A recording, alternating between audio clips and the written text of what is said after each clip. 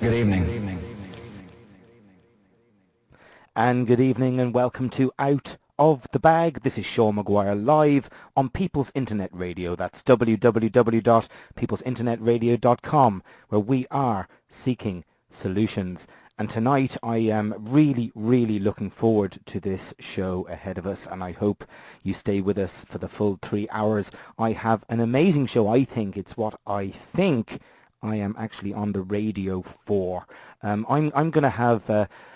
I'm going to be introducing Joe Ducey, Gary Beattie and Colin Granahan very soon onto my show, and I will let them speak for themselves because they have quite a story to tell us. If any of my listeners don't know what's happening, they will soon become well informed when Joe, Gary and Colin join me. And later on, round about the 10 o'clock mark, and Mick DeFish, who is on Liffey Sound FM, will be doing a bit of a nixer from his usual show time, and he'll be joining me around about the 10 o'clock mark, hopefully around about the 10 o'clock mark, and we will have a great discussion on the recent 21st of January celebration of our wonderful country's Independence Day, and we'll be talking about sovereignty and all that goes with it. Mick is a great man, and I'm really looking forward to talking to him. And then at 11 o'clock I'll be having the wonderful Clive DeCarl returning to the show, because he really didn't finish what he was saying the last time he was on, and when Clive comes on, we all learn some amazing truths about our health and about how we can stay healthy and help our families too. So I'm not going to waste any time at all. I'm going to go straight into my first section, and I'm going to hopefully introduce onto the show Joe Ducey, Gary Beattie and Colin Granahan. Guys, are you with me? We are, yes. How are you doing, Sean? Absolutely. Listen, first of all, I want to say, guys, welcome to Out of the Bag. Joe again, Colin again, Gary again. Okay. But this time, a lot has happened very recently since the last time you were on, guys. And Joe, I want to welcome you back to our beautiful Emerald Isle for the start. Thank you very much. We need people like you in this country, because you are, along with your friends and Integrity Ireland and all the rest, are blazing a trail in exposing the truth about what's going on and allowing us to be able to learn from what you are doing and maybe join in with you. What do you think? Yeah, well, that's what we're trying to do. As I say, I got a great welcome back from everyone in Ireland. Lots of great comments on Facebook and everything. I'd like to say thanks to everyone for all the support. And when you're in a dark place, it's great to see it. You know, it really helps.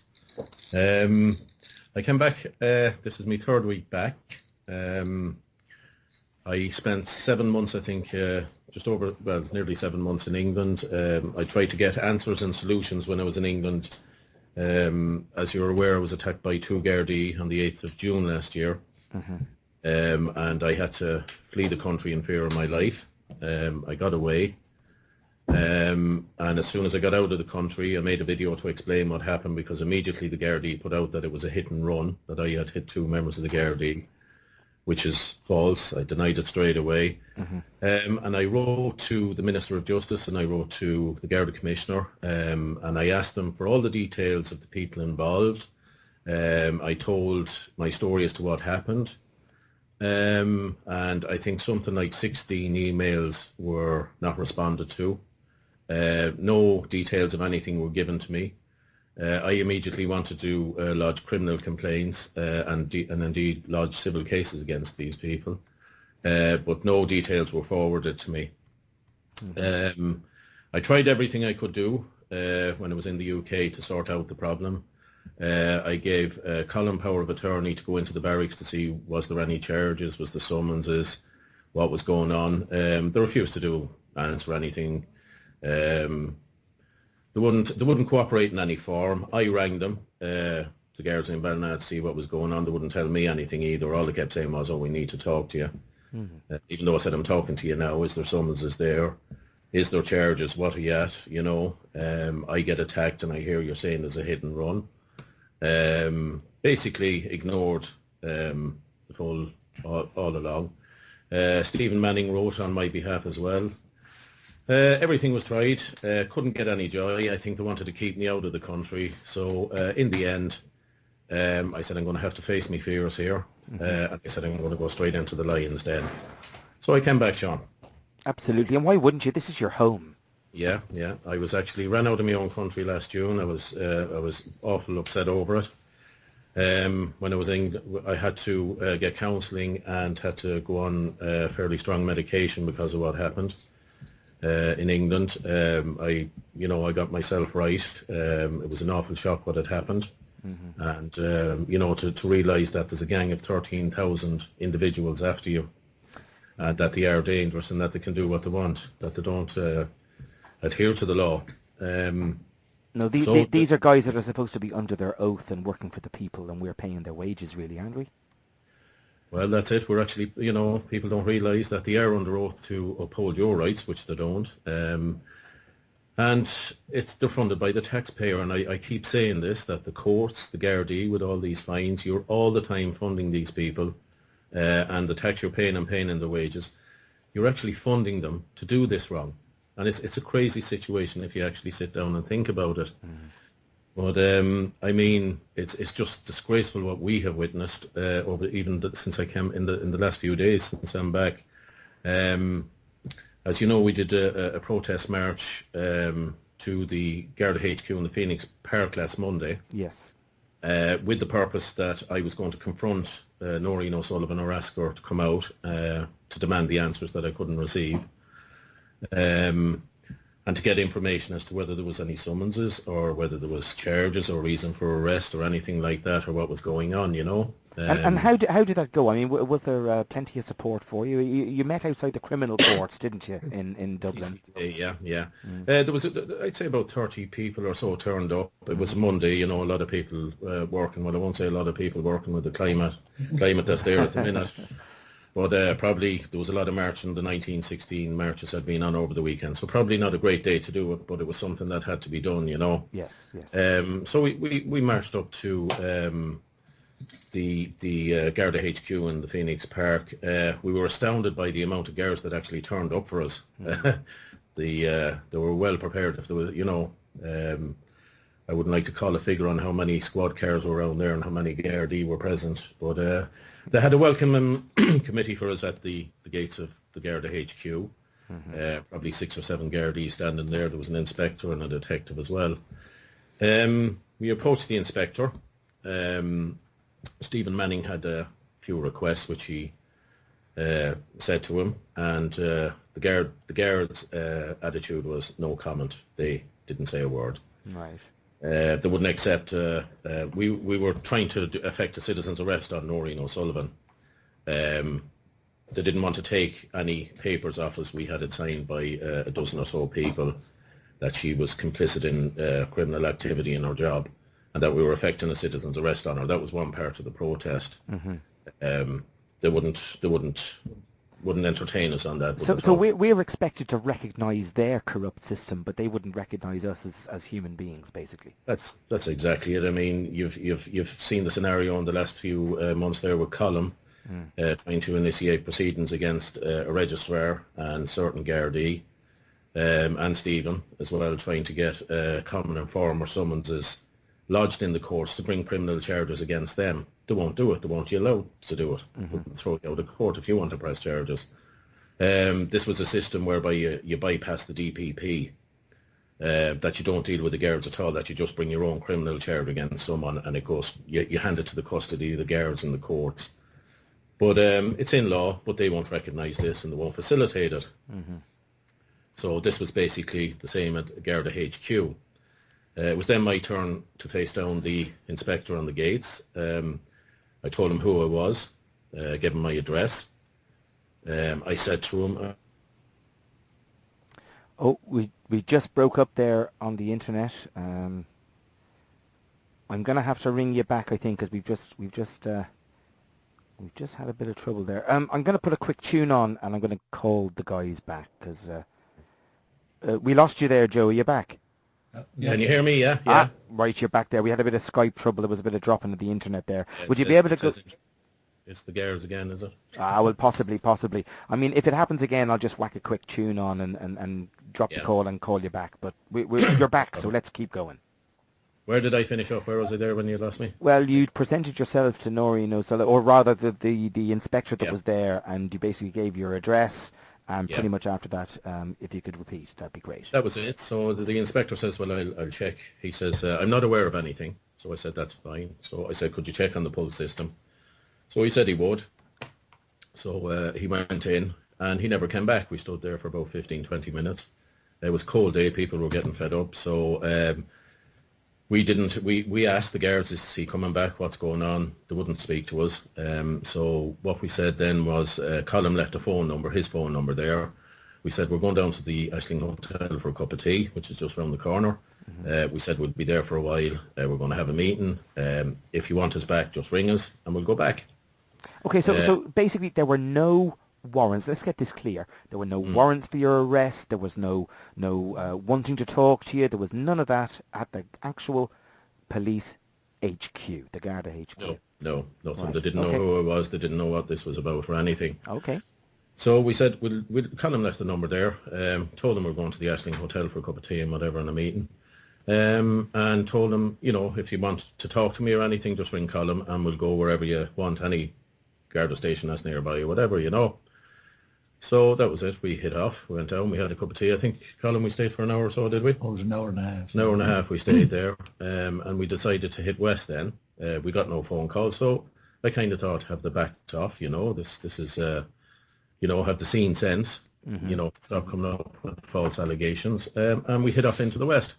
Colin was in the passenger seat with me and Tom Fleming in the back, another member. And we hit off. So we were going down towards Roscommon at Clone, we're hitting for Ballyhonus on the way back. But we got as far as Port Arlington and we were immediately intercepted by squad cars and unmarked squad cars. It was the NBCI, which is the National Bureau of Criminal Investigation from Harcourt Street. Right. And then there was a marked squad car as well. And then all of a sudden, maybe 5-10 minutes later, a sergeant from Ballina appeared as well. Okay. So I asked them why was I stopped? Why was I being... They wouldn't give an answer as to why I was stopped.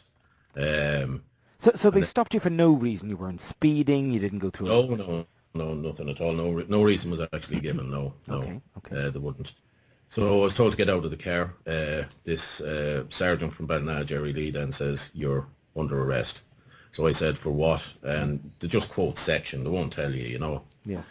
So I said, what's the reason for arrest? They wouldn't tell me. So I was just put in the back of the NBCI unmarked car. So that was it. I was looking out, and then I seen them take Colin out of the passenger seat and the other man out of the back of the car. They went into the car. They took my 2 phones. Sorry, they trespassed on a car that was...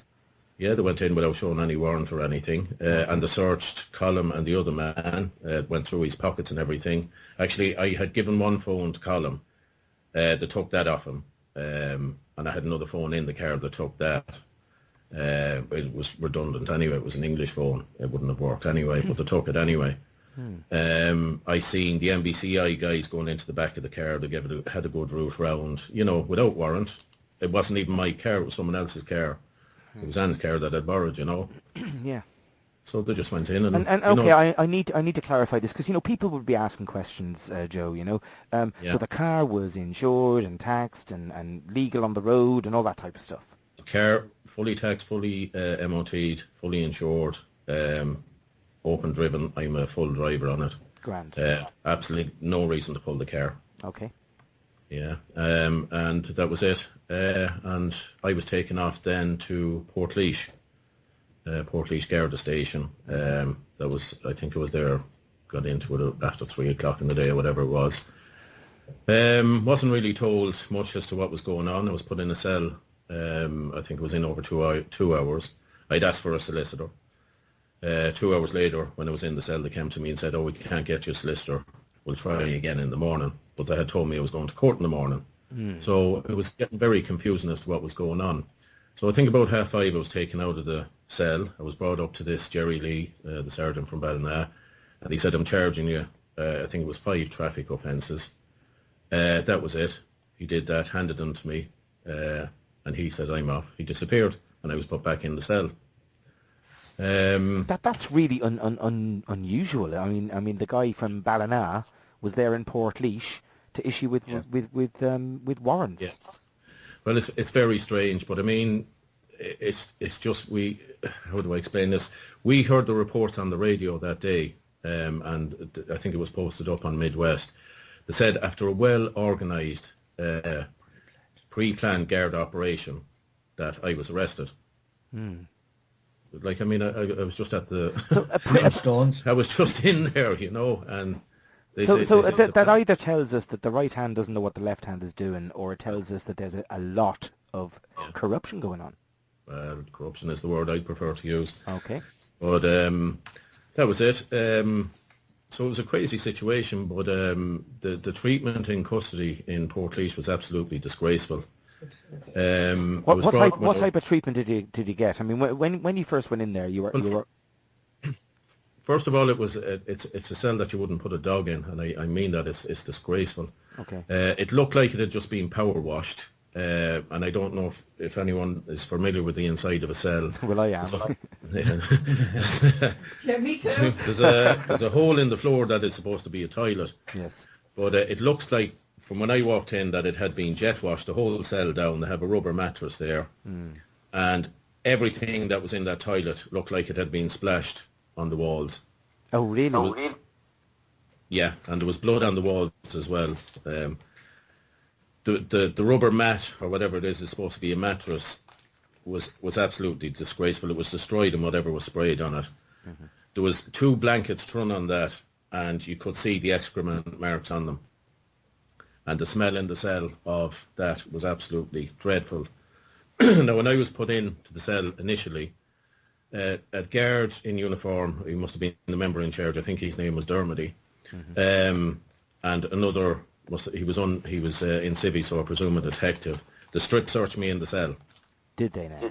On a traffic offence, which I was shocked with. It was very degrading, and I'm sure that's the reason they did it. When I went into the cell, the floor was drowned wet, and they took my shoes off, and I was standing on wet tiles. They then they took my jacket. I had only a shirt on, and they pumped cold air in all night into the cell. Right. Okay. Yeah. Listen, I'm getting a bit of feedback on myself here. Maybe if you could just lower me down a bit on your end. Sorry. Yeah, no problem. Yeah, that's okay, Gary. Thanks a lot. Yeah. Okay, sorry, Joe. Go ahead. Yeah, sorry, Gary's just lowering that down for you. How's that? We'll fire ahead. Anyway. I'll let you guys do most of the talking anyway. Okay. But yeah, that was it. That was the treatment in the cell. I was kept there overnight. 10 o'clock the next morning. Sorry. Anne got a solicitor for me. The Gardai told me they couldn't get a solicitor. They were trying to get me to go to court without a solicitor. But lucky enough, Anne arranged one for me. They rang the barracks and said that they'd have someone there the next morning for me, which did happen. I was brought then from Portlaoise Barracks in handcuffs to the courthouse, in the back of a dog van as well, one of them little vans, which is definitely not fit for purpose. No. The guard drove erratically up the town, hitting roundabouts. It was a female guard, as hard as she could hit the roundabouts. She made sure she hit every speed ramp as hard as she could on the way. And I could see the guard in the passenger seat in the van laughing his head off, you know. That was okay. We got into the court, and I was placed in a cell in the courtroom below the court, and that's where I got to meet the barrister that was sent down for me for the day. So he said we were up for a bail hearing. That's only when I got a true picture of what was happening. He said, this is a bail hearing that's going on. He said, you've been charged, and this is to get your bail. So I said, that's fine. So I went in, and a good few of the lads, Integrity, whatever, Colin, Gary, Anne, and Ken, and a few other people were there, and John as well. And we went in for this bail hearing. Immediately, the Garda Sergeant there, Jerry Lee, he just couldn't tell the truth. It was lie after lie after lie in opposing bail. Right. So the barrister was a bit reluctant, I suppose he didn't know me or whatever. And I said, look, this man is lying through his teeth. The barrister said, well, there's only so much I can say, So I said, right, put me up on the stand. Right. So I went on the stand and counteracted everything and pulled him on all the lies he was telling. He opposed bail, that it was a flight risk, that I'd done all, that I hadn't handed myself into the Gardai station that morning, or that I wasn't in the Phoenix Park, even though we have it on video. We cut him out on several other lies. He said, no, you never left a phone number, which is clearly on video as well. He said that they had been seeking me in the UK. I was very easy found. I had a tax number at the address where I was living. I broadcast my Facebook page from the same address with the location finder on. Just pure lies, everything, to block bail. Okay. To block bail. He wanted you still incarcerated, basically. He wanted me to be remanded over. So if I'm attacked, I attack back, and I wasn't letting him away with it, nor was I letting the judge away with anything, So again, the judge then put it in. She says, yes, they are only allegations, and she made it clear that she was going to give bail. But she asked for a document for my means of earnings and whatever, so I filled it in, and it showed that I was on the dole. I've just signed on again. I haven't received anything. I'm on the dole. And after that, the judge said that she was setting the bail at 5,000. Hang on a second while I choke. Yeah. Okay. We choked as well. And they should be choked. Look. No, with that statement, you could see a big smile on all the guards' face. So I would have suspected collusion between the judge and another party on the setting of this figure. Because it's just ridiculous, For driving offences. Yeah. I mean, I could suppose understood if you were actually charged with hit and run, but as it stands, you weren't. No. Okay. I think endangerment or something was the charge. Right. Okay. Or reckless driving or something. I don't know what Reckless it was. driving. Okay, a bit like the girl that took you across the speed bumps on the way to the... Yeah. Yeah, okay. Yeah. Probably not as severe as that. Right. But that was it. So the bail was set at 5,000, which will be challenging on the grounds of severity and prejudice anyway, and appealing it to try and get the money back. But the guards were delighted when this bail was set at that height, and judging from reactions, you could see that there was a bit of pre-planning in it. Yes. But they were actually shocked when the 5,000 appeared about half an hour later in cash, and they had to release Joe. They were very sad.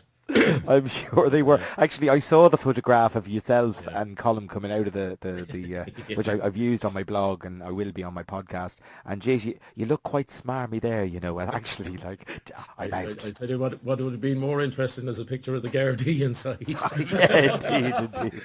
They were disgusted, but So you had the support, and basically, the poor guy who spent 7 months in the UK whilst his father was very sick at home, and what was Anne going through and everything, and you come here and they put a 5,000, knowing or at least thinking that there was no way you could pay it. So it's fantastic you had the support.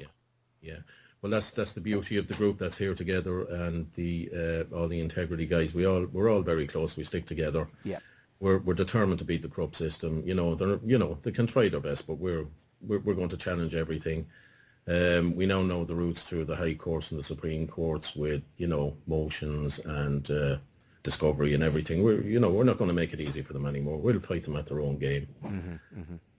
But that's what we intend to do. But for all those concerned about my father, I'd just like to tell everyone that he's going very well at the minute. He starts his treatment on the 18th. Great stuff. He must be very relieved to have you home anyway. He was delighted. Yeah, he was delighted. And my father is 78, and all his brothers and sisters are being around that age, and they're all delighted I'm back and have praised me up for being, for doing it. For standing up. It's great to get that support, Indeed. Yeah. So that's the crack. So would you like to have a chat with Colin or Gary now? I would, of course. Well, first of all, Joe, you're holding yourself together fantastic. I think you're the most amazing strong man, and more power to you. And I know that you have more plans in the future. And put on Gary or Colin. I don't mind which. Yeah. Well, Colin might go. Yeah. Well, It's me, Sean. Well, welcome, Colin Granahan, back to Out of the Bag. Yes, how are you doing? Glad to be back again, and I just thank you for having us on, and I'd like to welcome Joe back. He's back where he belongs, and I can guarantee you we won't let corrupt rogue cops drive him out again. Great. The time has come for them to answer their behaviour, and I'll tell you, it has landed at long last. They're ruthless and reckless. They are. But I'll tell you, we have taken as much of them as we can take. So it's level playing field from here on in. Indeed. We won't back down, we won't be intimidated, and we won't succumb to their threats either, Sean. No, well said, well said. They didn't know what they were dealing with when they started this shite with Joe Ducey. They didn't. They thought they could intimidate. They're doing it to people all over the country, and well, they'll have to stop in this part of the country because it's over for them. Right.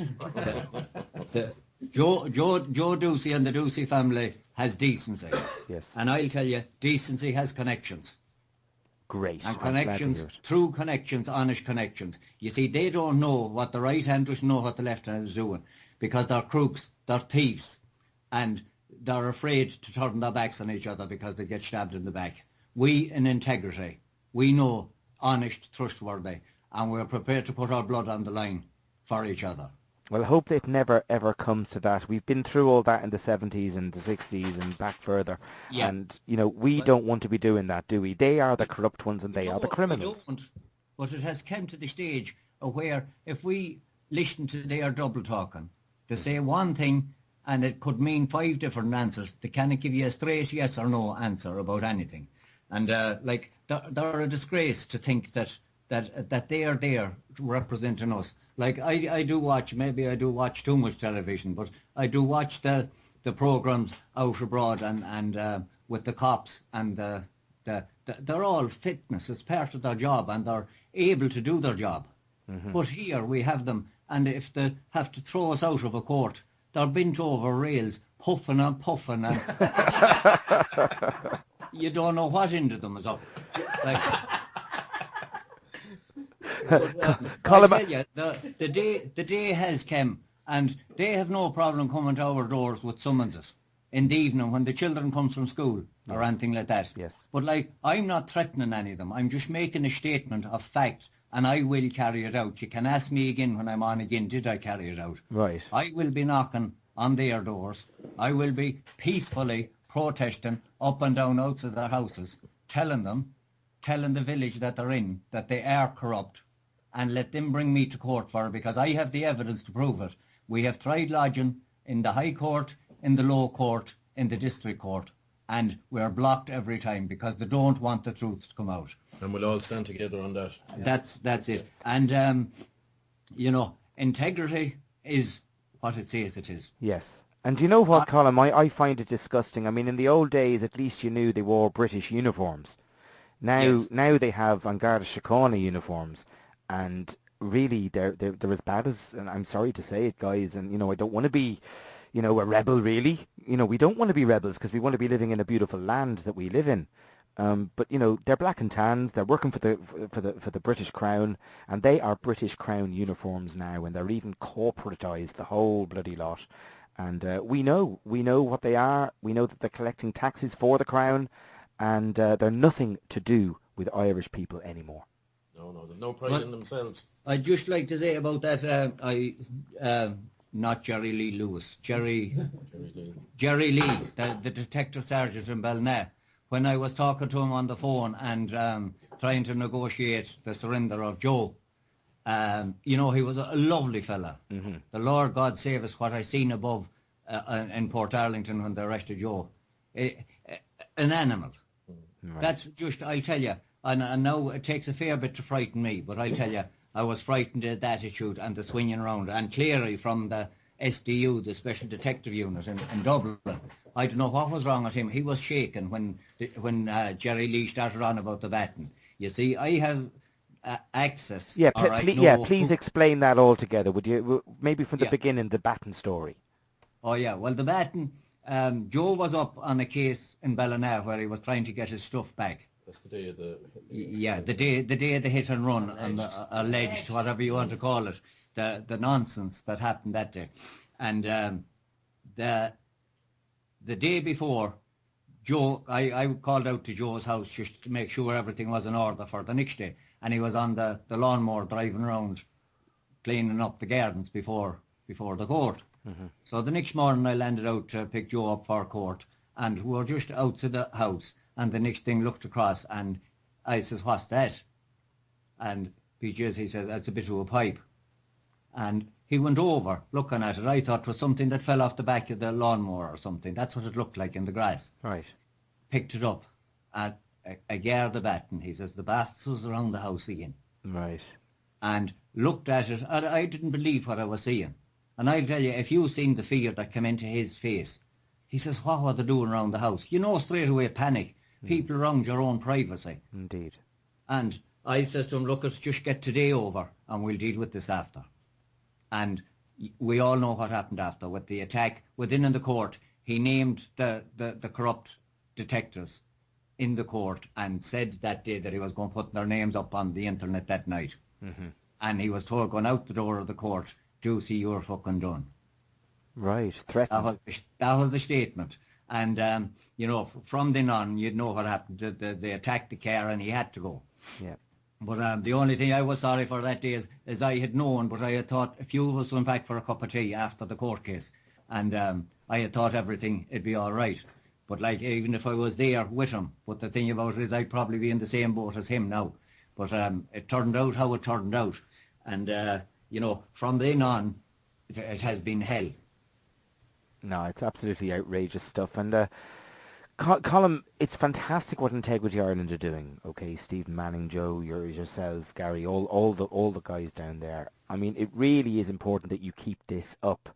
And oh, I think I've lost you again. Oh, you're back. Yeah, you're back again. That's grand. That's grand. You Okay. probably Well, didn't hear me then, but go on. Yeah. Okay. Well, I just continue on with the episode of the, you know, the charges Yes, that yes. he received. Well, Okay. it's something that I want to say about it before I forget about it. Okay. Is if he was that reckless of a driver, and after us making 2 attempts to hand him in, both in Ballina and in the Phoenix Park, and I left my phone number with them and my name, and says, if there's anything you have missed, we don't want any shenanigans, just ring me and we'll win wherever you say. And that's what I said. But they initiated this stop in the middle of Port Arlington with a load of people on the street. They knew Joe Ducey wasn't reckless. They wouldn't have attempted it, or else they were hoping that they'd maybe shunt him into some people that was on the footpath. Right. And then put him away for good. You see, this is the kind of sickness that we're up against. And you're right, it is a sickness, isn't it? It's an illness, a disease we've got to get rid of. Yeah, like, can you imagine the people on the street that time over and back across the street and walking down the footpath? You know, what could have happened? And they had from Dublin to Mayo to pull them in on any part of the road that they wanted to, but they decided in the middle of a town where there was a bustling town, where there was people up and down the street and over and back. If they had any respect for the people, where would they have stopped them? Yeah. Out in the country road somewhere. My own house. Yeah, or if they waited until he got home. Exactly. But So instead of that, is this you a know, show of strength they're trying to give? Are they trying to show the people around them that, you know, don't mess with us because this will happen to you?